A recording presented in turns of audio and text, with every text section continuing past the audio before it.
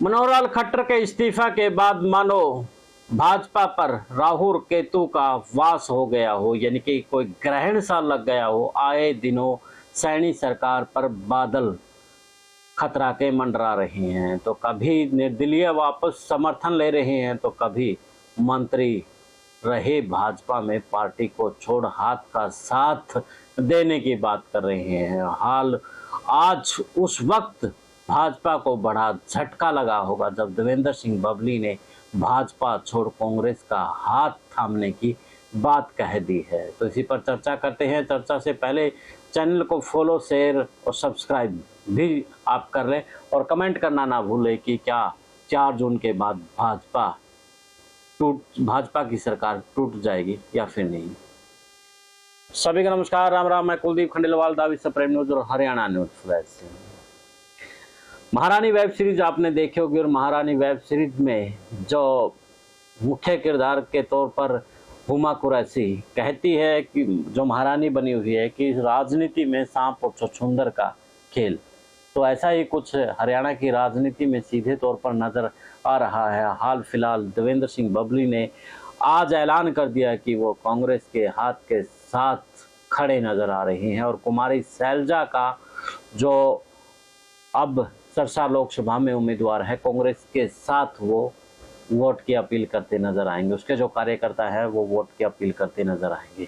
तो अशोक तंवर सोचते होंगे कि देवेंद्र सिंह बबली तो तेरा खास यार था और देवेंद्र सिंह बबली की टिकट की लड़ाई के साथ में उनकी राजनीति जमीन तैयार करने में अशोक तंवर का अहम योगदान था।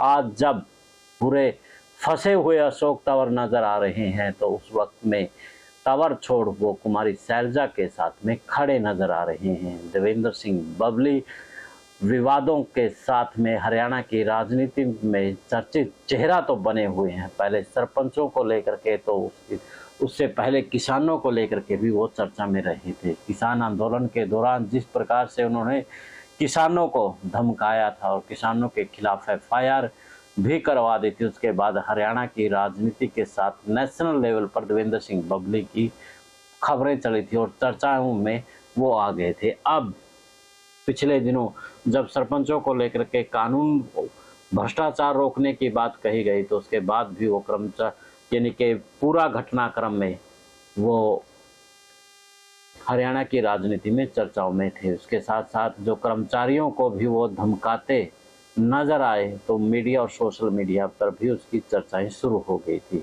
हाल फिलहाल कुछ दिन से चर्चाएं यही चली हुई थी कि JJP के यानी कि जो JJP के वो विधायक थे, उस JJP को बिल्कुल वो ख़त्म कर देंगे, क्योंकि 7 विधायकों के साथ में वो अलग से नेतृत्व करके वो जजपा को अपने अधीन कर लेंगे। लेकिन आज वो हो गया जिसके बारे में हरियाणा की राजनीति को पता नहीं था। लोग तो यही कयास लगाए बैठे थे कि देवेंद्र सिंह बबली दुष्यंत चौटाला की पार्टी पर कुंडली मारकर बैठेंगे, लेकिन जो दूसरे विधायक थे वो विधायक कहीं ना कहीं बबली के नेतृत्व में आना शायद उन्हें नागुजार समझा होगा, या फिर उनको भी भाजपा डूबता जहाज नजर आया होगा, तभी तो वो कहीं ना कहीं बबली के साथ खड़े नजर नहीं आए होंगे। लेकिन अब सबसे बड़ी बात तो यही है कि भाजपा अब करेगी तो करेगी क्या। पहले 3 निर्दलीय विधायकों का साथ छूट चुका है, तो अब भाजपा से देवेंद्र सिंह बबली की भी दूरियां कहीं ना कहीं अब भाजपा के लिए बुरे संकेत ये साफ तौर पर नजर आ रहे हैं। तो अंतिम में आपको क्या लगता है, कमेंट्स बॉक्स में अपनी राय जरूर दें कि क्या भाजपा सरकार 4 जून के बाद टिक पाएगी या फिर नहीं। कमेंट्स में राय आपकी जरूर दें। देश और प्रदेश की खबरों के लिए देखते रहिए सप्रेम न्यूज और हरियाणा न्यूज। जिंदाबाद।